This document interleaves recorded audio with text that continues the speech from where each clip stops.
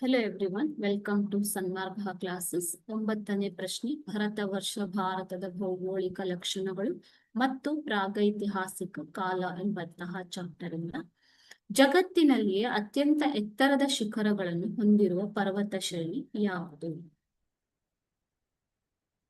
ಜಗತ್ತಿನಲ್ಲಿಯೇ ಅತ್ಯಂತ ಎತ್ತರದ ಪರ್ವತ ಶ್ರೇಣಿಗಳನ್ನ ಹೊಂದಿರುವಂತಹ ಪರ್ವತಗಳನ್ನ ಹೊಂದಿರುವಂತಹ ಅಥವಾ ಶಿಖರಗಳನ್ನು ಹೊಂದಿರುವಂತಹ ಪರ್ವತ ಶ್ರೇಣಿ ಅಂದ್ರೆ ಅದು ಹಿಮಾಲಯ ಪರ್ವತ.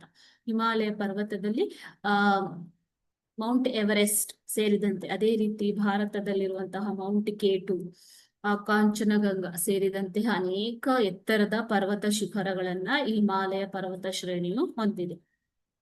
ಓಕೆನಾ? Thank you.